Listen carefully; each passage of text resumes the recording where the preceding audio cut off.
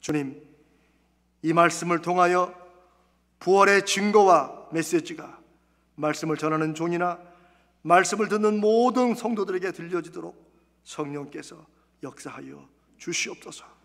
우리 주님 예수님의 이름으로 기도드리옵나이다. 아멘.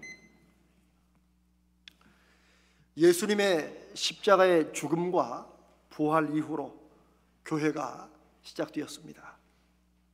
그 후 2000년 동안 역사적으로 예수님의 부활이 사실이 아니고 기독교라는 종교에 만들어낸 신화다, 심지어 처음부터 조작된 거짓말이라는 것을 증명하려는 시도들이 역사상에 많이 있었습니다.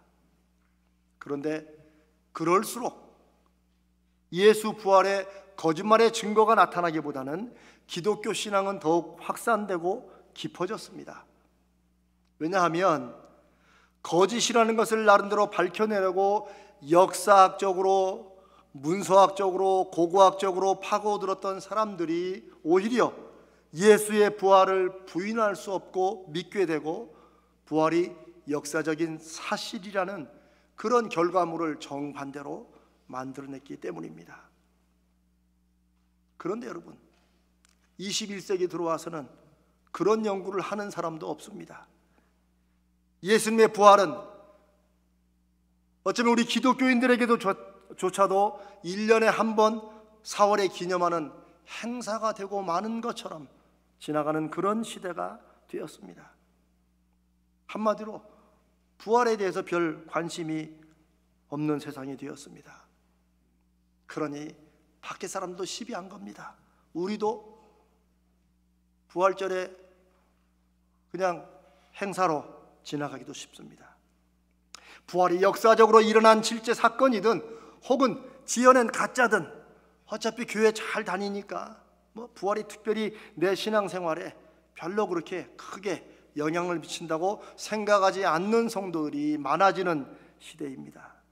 하지만 오늘 우리가 드리는 이 부활절 예배는 예수님의 부활을 새롭게 확인하고 확신하고, 그리고 내가 이 부활을 정말 믿으면 어떻게 살 것인가 하는 것을 결단하는 시간이 되어야 됩니다.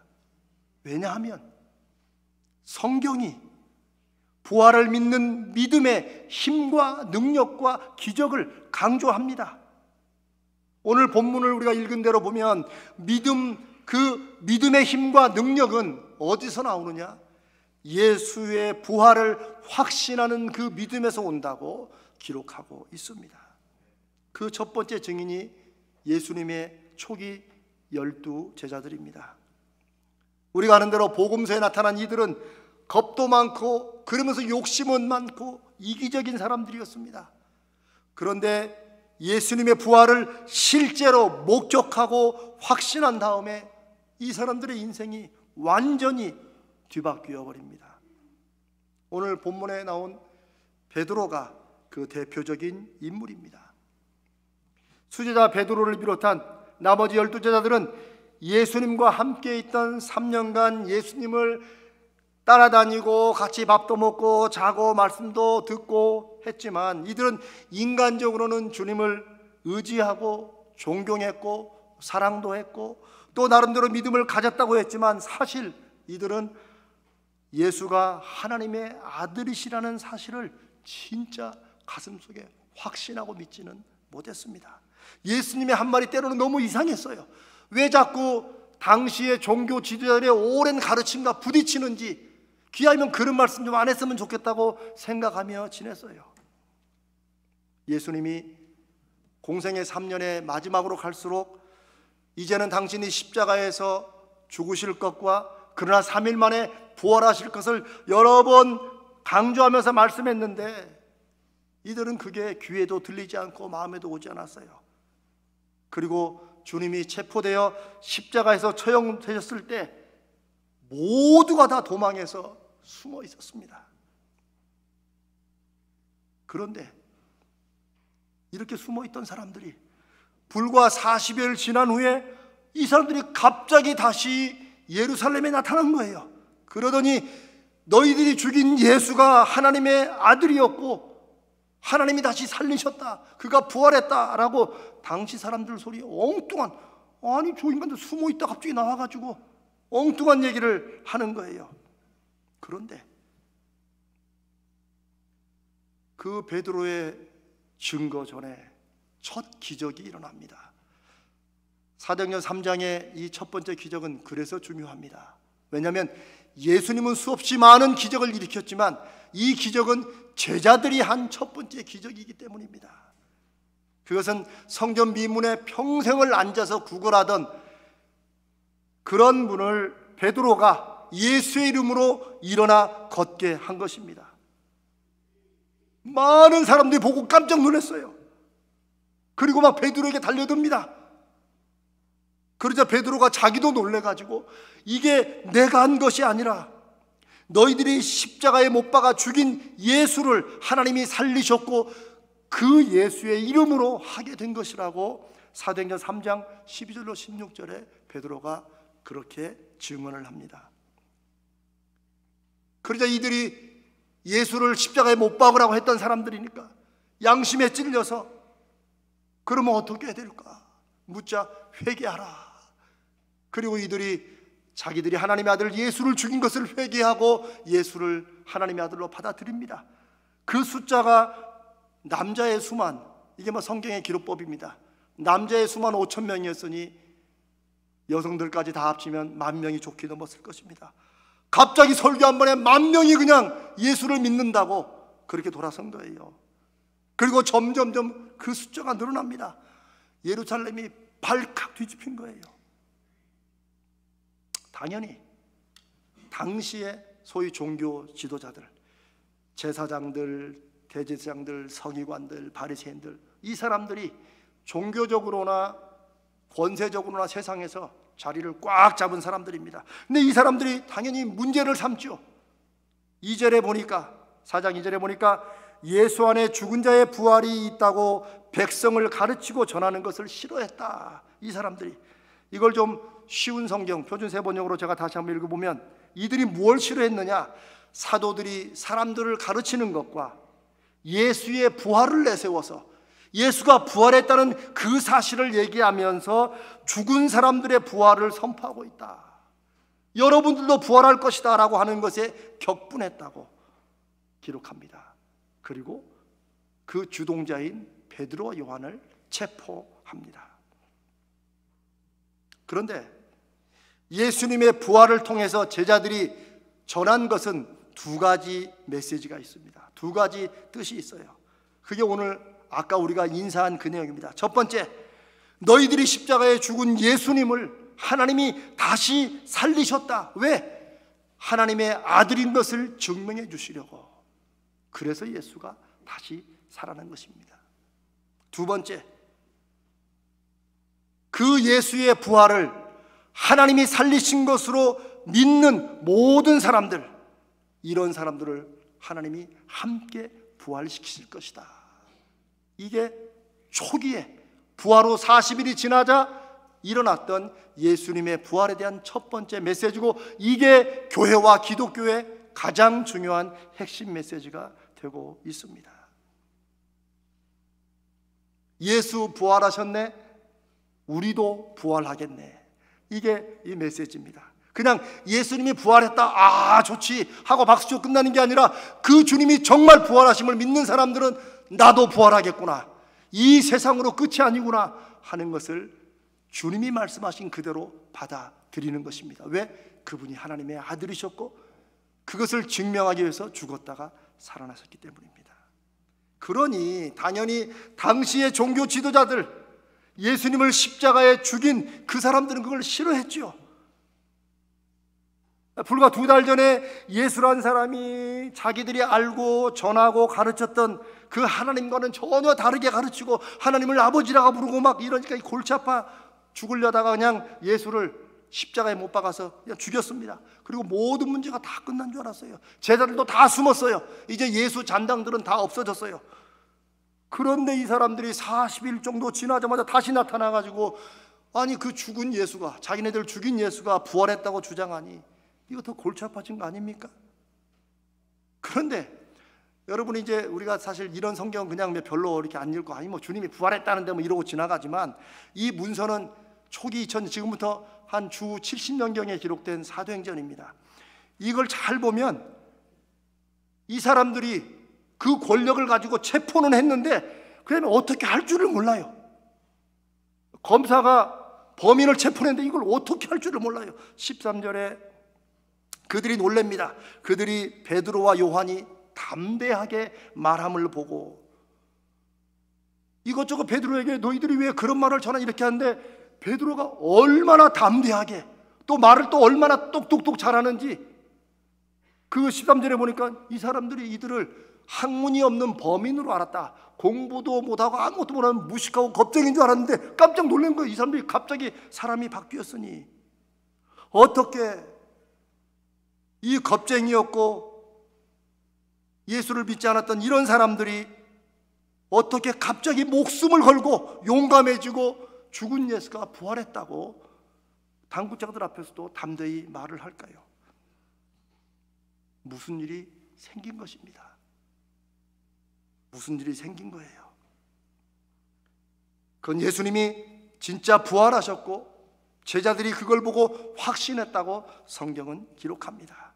20절에 그들이 말합니다. 제자들이 우리는 보고 들은 것을 말하지 아니할 수 없다. 내가 안 보고 안 들었다면 몰랐는데 내가 분명히 보고 들었기 때문에 이거를 내가 안전할 수 없다. 이게 제자들이 목숨을 걸고 부활을 전하는 이유였습니다. 이 시대도 마찬가지입니다. 우리가 예수 믿고 예수의 복음과 예수의 능력을 전해야 되는 이유가 있다면 우리도 예수님의 죽으심과 부활을 보고 듣는 증인이 되어야 됩니다. 십자가의 부활에 확신이 없으면 못하죠. 그러면 교회 왔다 갔다 하는 거예요. 이 교회나 저 교회나 다 비슷하게. 자,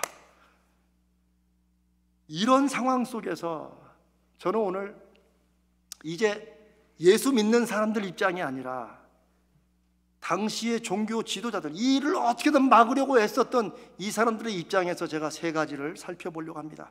이 사람들이 참 이상해요. 이들은 마음만 먹으면 사람을 얼마든지 종교법으로 죽일 수 있었어요. 그런데 제자들이 부활을 막 전하고 예수 믿는 사람들이 엄청 늘어나는데 이 골칫거리의 해결을 하지 못해요. 체포는 해놨는데. 근데 여러분, 첫 번째, 죽은 사람이 살아났다고 하면 그것을 반박할 수 있는 가장 좋은 증거는 뭡니까? 예수님의 시신을 갖다가 딱 보여주는 거예요. 야, 살아났어? 그럼 이 시신은 뭐야? 그러면 되는 거예요. 근데 그걸 못합니다. 그걸 못해요. 왜 못할까요? 일단은 무덤이 비어 있었어요. 기독교 신앙은 빈 무덤을 내가 어떻게 받아들이느냐 하는 것으로 믿는 사람과 믿지 않는 사람으로 나누어집니다. 역사적으로 분명한 사실은 무덤이 비어 있었다는 거예요. 그런 이 사람들이 시신도 못 보여주고 이 미치겠는 거예요. 자기들도 알아요, 무덤이 비었다는 것을. 15절과 21절에 이들이 제자들을 어떻게 처벌할지 몰라가지고 의논만 하다가 계속 반복되는 게 말로 다시는 예수의 말을 전하지 말라고 위협하고 겁만 주고 보냅니다. 근데 이 양반들이 눈이 돌았는지, 죄송합니다, 눈이 어떻게 잘못됐는지, 뭐 사람이 잘못됐는지 죽음도 겁내지 않아요. 그러니 위협한다고 겁을 준다고 이게 문제가 풀리겠어요? 두 번째, 또 하나 이 종교 지도자들이 이해가 안 되는 게 있어요. 답답한 게 있어요. 사실은 예수님이 십자가에 죽고 난 4, 5일 후에, 우리는 부활을 믿지만 안 믿는 사람들은 4, 5일과 바로 그 초기에 예수님의 제자들이 시신을 훔쳐갔다는 소문이 쫙 퍼져 있었습니다. 빈 무덤에 대해서 그렇게 이해를 한 거예요. 그러니 만약 예수님의 시신을 무덤에 비어있어 찾지 못하고 보이지 못한다면 당연히 그 제자들을 신문할 때 뭘 해야 돼요? 야, 니들 예수 시체 어디다 갖다 숨겼어? 라고 신문하고 취조해야 되잖아요. 그렇죠? 그런데 성경 어디를 봐도, 성경만이 아니고 초기 1세기의 역사가들의 기록들을 봐도 제자들에게 예수의 시체를 어디다 두었냐고 신문한 기록은 없다는 거예요. 이 사람들이 물어봤으면 제자들이 시신을 훔쳐다가 딴 데 두었다라고 뭐 하든지 그것만 잡으면 만천하에 야 예수 시체 훔쳐다가 얘들이 이렇게 했다고 다 잡아겠다 이러면 끝나는 거예요. 그러면 부활이고 뭐고 조용히 기독교는 살아 시작도 못한 거죠. 그런데 이들은 우리가 오늘 읽은 사도행전 4장에도 내내 예수의 시신의 행방은 제자들이 훔쳐갔다고 소문이 이미 다 났는데 그거를 물어보지도 못해요. 그리고 계속 예수의 말을 전하지 말라고 경고만 해요. 그런데 여러분, 마태복음 28장 13절의 기록에 의하면 왜 이 사람들이 제자들에게 예수의 시체를 훔쳐갔다는 당시의 소문을 확인하지 못하는가가 나와 있습니다. 그건 자기들이 그렇게 꾸몄기 때문에 그래요. 무슨 말이냐면 당국자들이 예수가 죽었다가 살아날 거라는 얘기도 이미 들었어요. 참 재밌는 건 제자들은 안 믿었는데 예수를 반대했던 죽였던 이 사람들 그게 신경이 쓰이는 거야. 그러니까 혹시 제자들이 시체를 훔쳐다가 숨겨놓고 예수 부활했다고 거짓말할까 봐 무덤 앞에 인류 최초로 군인들을 세웠어요. 시체 못 나가게. 그랬던 사람들입니다. 그런데 그 부활의 아침에 시신이 없어졌어요. 그 보고를 들었어요, 이 사람들이. 그래서 성경에 보니까 무덤을 지키던 군인들에게 돈을 주면서 제자들이 예수의 시체를 훔쳐갔다고 말하라고 시킵니다. 마태복음 28장 13절로 15절입니다. 15절에 보니까 군인들이 돈을 받고 가르친 그대로 하였으니 이 말이 오늘날까지 이 사도행전을 기록하고 있던 주후 70년대예요. 주후 70년. 지금부터 정확히 따지면 1950년 전이겠죠. 오늘날까지 유대인 가운데 두루 퍼지니라. 이게 신학적으로 유명한 도적설이라는 거예요. 예수의 빈 무덤을 놓고 부활설과 크게 도적설 두 가지로 나뉘어집니다. 예수를 죽이고 제자들이 숨고 무덤은 비어 있었지만 군인들한테 충분한 뇌물과 겁을 주면서 예수의 제자들이 시체를 훔쳐갔다고 해라 해서 소문이 쭉 퍼지기 시작하고 이렇게 해서 다 끝날 줄로 알았는데 갑자기 도망가서 숨어있던 제자들이 나타나가지고 엉뚱하게 죽은 예수가 부활했다고 전하고 병자가 낫고 사람들이 회개하고 믿으니까 이게 더 큰 일이 일어난 거예요. 종교 지도자들로 봤을 때는. 그런 이 사람들은 예수의 시신을 가져다가 살아나지 않았다고 반박할 수도 없고 제자들이 시체를 훔쳐간 것이라고 가짜 소문을 근거로 제자들을 신문할 수도 없고 그러니까 이러지도 못하고 저러지도 못하고 있는 모습이 사도행전 4장의 모습입니다. 빈 무덤, 예수님이 부활하셨느냐 아니면 시체가 어디로 사라졌느냐의 문제입니다. 세 번째, 이 당국자들이 어떻게 하지 못하는 이유가 나와 있습니다. 예수님의 부활 소문과 그걸 전하는 것을 그렇게도 싫어했고 화를 냈던 이들, 어떻게든 막으려고 했던 당시의 종교 지도자들이 어떻게 할 수 없었던 가장 큰 이유는 그 예수의 이름으로 아무것도 아니고 겁쟁이고 배운 것도 없던 이런 무시했던 그 제자들이 예수의 이름으로 기적을 일으키는 거예요. 앉아있던 사람이 벌떡 일어난 거예요. 수없이 많은 예루살렘 사람들이 그걸 봤어요. 이 기적의 이유를 베드로가 내가 아니라 너희들이 십자가에 죽인 그 예수를 하나님이 살리셨고 그 예수의 이름으로 우리가 이렇게 행한 것이다. 우리가 그 일의 증인이다 라고 말을 하고 사람들이 그 말을 듣고 양심에 찔려 회개하고 예수님을 하나님의 아들로 무엇 때문에? 그 부활 때문에 믿게 된 것입니다. 이 당국자들의 그 사건, 그 마음이 16절에 나와 있어요. 그들로 말미암아, 그들은 제자들이에요. 지금 당국자들이 하는 말이에요. 그들로 말미암아 유명한 표적 나타난 것이, 자기 눈앞에 그 병나은 사람이 서 있는데 어떻게 해요? 표적 나타난 것이 예루살렘에 사는 모든 사람에게 알려졌고 우리도 부인할 수 없다. 그러니 이러지도 못하고 저러지도 못하는 거예요. 왜요? 하나님께서 표적을 보여주시기 때문입니다. 왜 예수 믿는 사람들이, 왜 제가 여러분과 함께 기도하고 기도의 응답은 하나님이 주시는 표적으로 알아야 되고 정말 그 표적을 우리 가슴속에 가져야 된다, 옛날에가 아니라 늘 새롭게 가져야 된다고 말씀드린 이유가, 부활신앙은, 기독교 신앙은 그 첫 출발부터 하나님이 그 믿음 가운데 역사하신 표적, 기적의 증거로 사람들을 감동시키고 사람들을 변화시키고 이끌어왔기 때문입니다. 오늘 저와 여러분에게도 하나님의 표적이 필요합니다. 이 세상에 수없이 많은 교회들이 예수님을 어떤 믿음으로 믿든 어떤 점잖은 종교를 믿든 저는 그런 거 상관없습니다. 우리는 하나님의 살아계시고 역사하시는 것을 믿는 그 믿음의 표적이 필요합니다. 그래야 우리도 더 확신하고 이 표적을 보고 저 사람들이, 안 믿는 사람들이 예수의 부활과 구세주 되심을 믿기 때문입니다. 그게 우리가 믿음으로 인생을 살아야 되는 이유입니다. 예수 없이도 여러분은 인생 잘 살 수 있어요. 사업도 성공할 수 있고 직장에서 올라갈 수 있고 다 할 수 있어요. 그러나 예수 없이 그렇게 하는 것은 하나님과 상관없는 일입니다. 예수 믿고 산다는 것은 내가 예수 믿는 믿음으로 내 사업과 내 일과 내 가정과 내가 하는 모든 일이 새롭게 되었을 때 그게 하나님이 역사하시는 표적이 된다는 것입니다. 그럴 때 사람들은 그 표적을 보고 그 기적을 보고 하나님의 살아계심, 예수 그리스도의 기적, 예수 그리스도의 부활에 대해서 꼼짝 못하고 따를 수밖에 없는 거예요.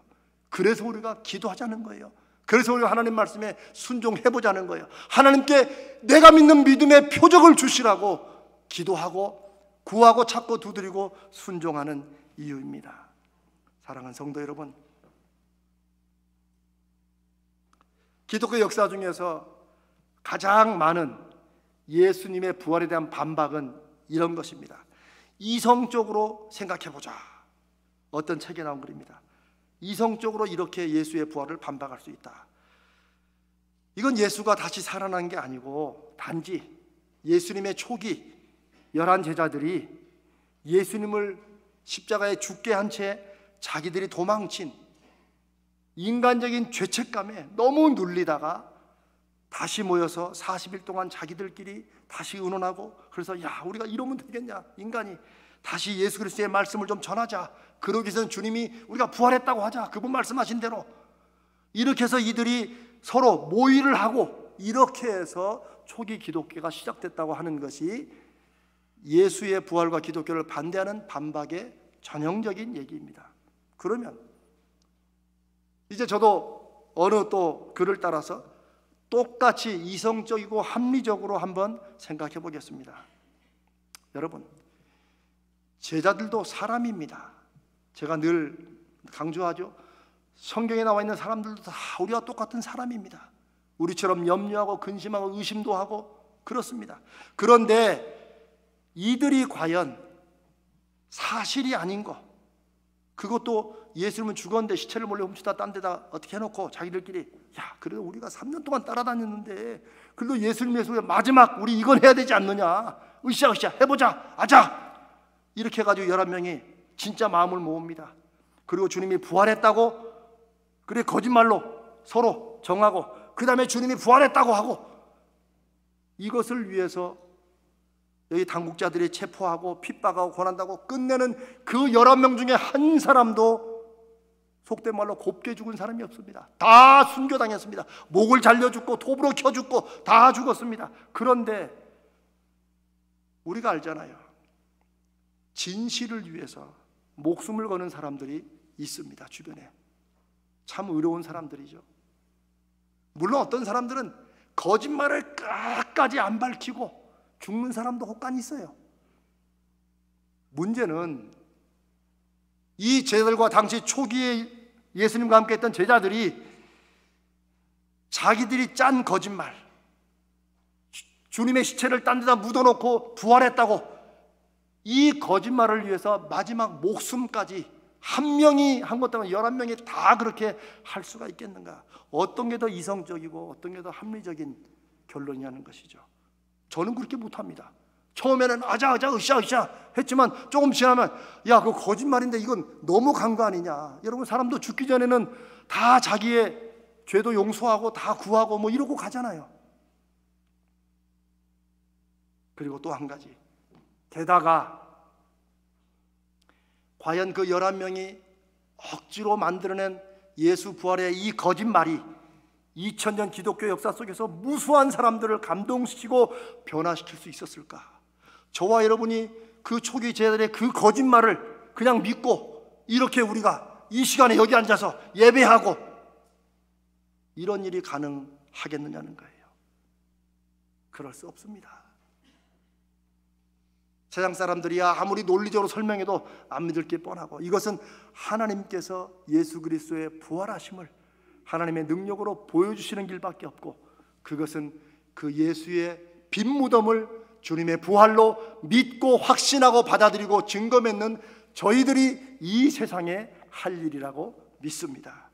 사랑하는 성도 여러분, 예수를 믿는 성도들에게 예수 그리스도의 부활은 그냥 성경에 있으니까 그냥 믿는 거야, 아이고 뭘 이렇게 따져 라고 하는 게 아닙니다.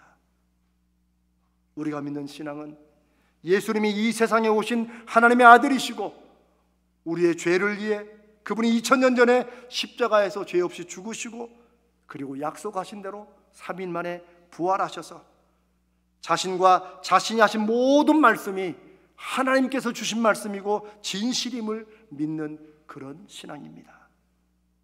십자가의 부활을 역사적인 사실로 확신하고 믿는 것이 우리 믿는 신앙의 핵심입니다. 오늘 본문에 읽은 제자들이 예수 부활의 첫 번째 증인이었고, 그 이후로 그들을 통해서 예수의 부활을 전해 들은 사람들이 계속해서 부활의 증인들이 되었습니다. 어떻게 해요? 그 믿는 사람들의 삶 속에 예수 그리스도의 이름이 기적을, 삶의 변화를 열매로 보여주시기 때문이었습니다. 그리고 기독교 2000년 역사를 따라 오늘날까지도 계속되고 있습니다. 이제 그 부활신앙의 역사를 짊어지고 후세에게 넘겨줄 책임이 우리에게 있습니다.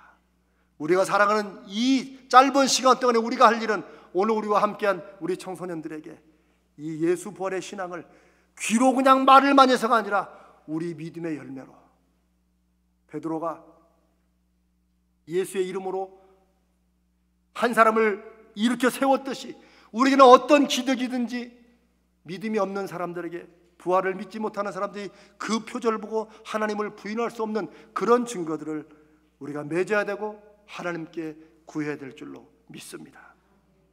사랑하는 여러분, 살아계신 주님은 우리의 믿음에 반드시 응답하시고 역사하십니다. 왜요? 그것이 안 믿는 불신의 시대와 세상에서 하나님 되심과 우리가 하나님의 종인 것과 우리가 하는 모든 일이 하나님의 말씀대로 하는 것임을 증거하는 유일한 길임을 아시기 때문입니다. 오늘 부활절 이 시간이나 적어도 오늘이 가기 전에 여러분 스스로에게 한번 진지하게 묻고 확인해 보십시오. 나는 예수 그리스도의 부활을 진짜로 믿는가? 혹시 내가 자신이 없거든 하나님께 그 부활의 믿음을 확증시켜 주시라고 기도하시고 그 표적을 저에게 보여주시라고 하나님 앞에 매달리십시오. 우리는 대충 믿는 게 아닙니다. 여러분이 하나님 앞에 매달리고 구하고 찾고 두드리면 하나님이 여러분에게 증거해 주실 것입니다. 기독교 신앙은 그럴 때의 믿음의 힘과 능력과 열매가 있는 것입니다. 하나님께서 이 시대에 저와 여러분을, 우리 가자지을교를 쓰신다면 하나님이 그 선하신 증거와 살아계신 역사를 나타내실 것을 믿습니다.